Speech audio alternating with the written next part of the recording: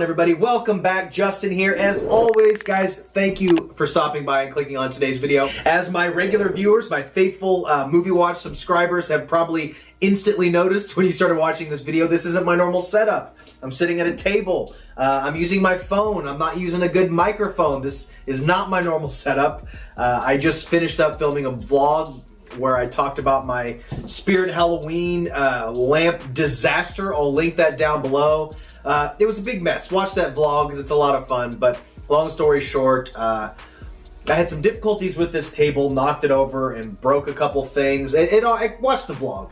It's all in there. But I already had my camera set up for that, and I had this table here, and I just felt like sitting down doing a video. I actually saw The Night House a few days ago, and I just have not had a chance to talk about it. And I thought, if I don't talk about it right now, I'm never going to.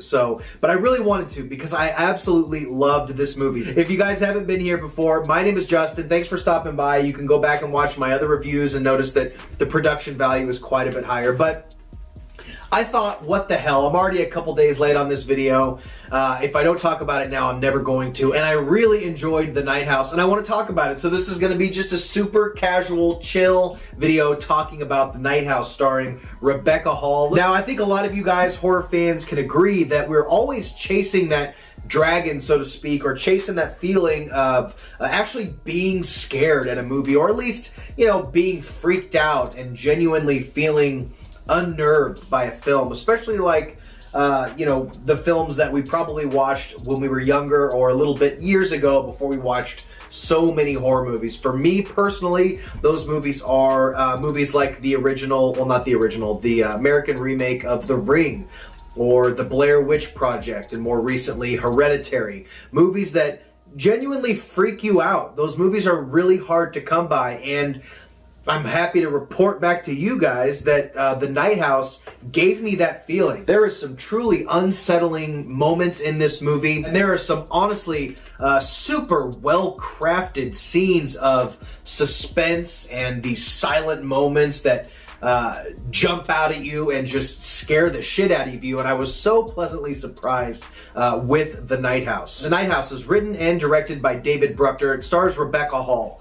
Rebecca Hall is an actress who I was aware of, but I've never really seen her in anything. I know she was in that movie about that newscaster who, in a wild story, it's a true story, she killed herself on live TV, and she plays the lead character in that movie, which I have not seen. So this is the first thing I had really ever seen her in, and wow, is that a talented actress. She is incredible in this movie, and there's a lot that's expected of her as far as The Night House. She carries this entire movie really on her shoulders, and she did an amazing job. David Bruckner is a director, writer, producer.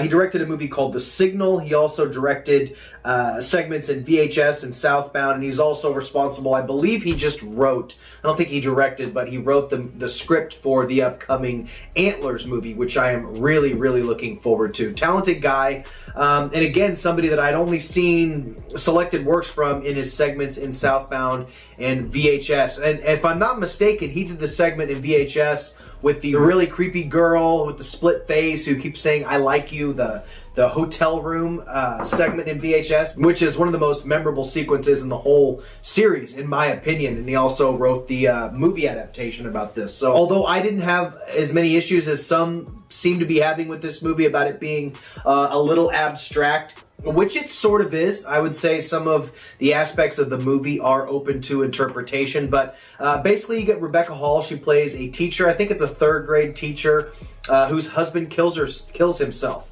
He shoots himself in the head in a boat outside their house. This really cool, like, they live right on the lake. It's like a lake house. And her husband killed himself right on the boat, right by their house, and she's dealing with that. The movie kind of picks up sort of the day after the funeral, or the day of the funeral, and she's hurting bad, and then slowly she starts to figure out certain things about her husband's past that makes her really question everything about him and who he was outside of their relationship. And it turns out there was a lot going on outside of their relationship. This movie really blew me away. Now, what was interesting about this movie is it's really hard to do a really good ghost story that it doesn't come off as cheesy or overused like CGI or spooky special effects or things like that. This movie is a really grounded, really sort of grounded in reality ghost story, but it's not really just a ghost story.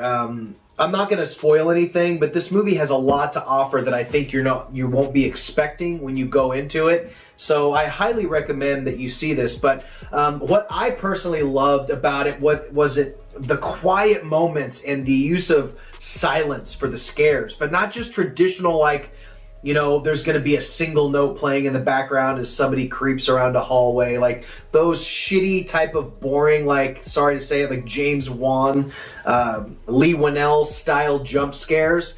It's not like that. These are truly moments of unexpected frights that I really, really enjoyed. And of course, the lead performance from Rebecca Hall is just absolutely phenomenal. If you can get a chance to go see this, I was lucky enough to see this at a theater, and I think the theatrical experience was just something that added a lot to my personal enjoyment of this movie. It was just a blast. I had such a good time watching The Night House. It's a great, creepy, atmospheric ghost story / supernatural thriller, but it's also about, it also makes you think a lot about your life in general and your relationships and grieving.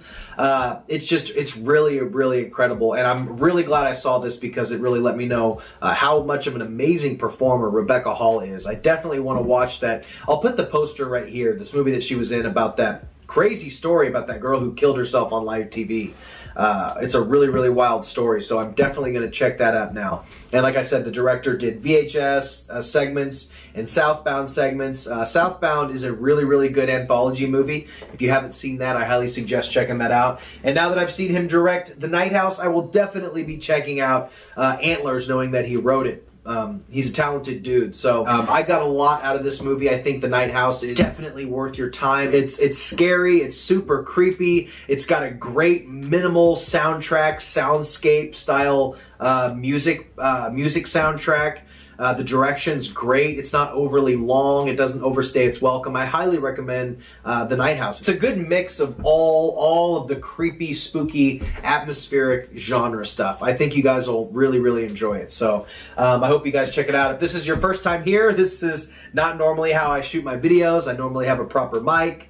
I have my good camera set up, but this is good for a quick chit chat about The Night House with you guys. And I'm kind of digging this sitting vibe, so you may be seeing more of this because I feel really free. I don't know why I'm moving my hands like this so much. I don't know what to do with my hands. So guys, thank you so much for stopping by. I appreciate it. I think we're done here, guys. Stay weird. Remember to always be yourself, and I'll see you in the next one. Bye. I'm not wearing any pants.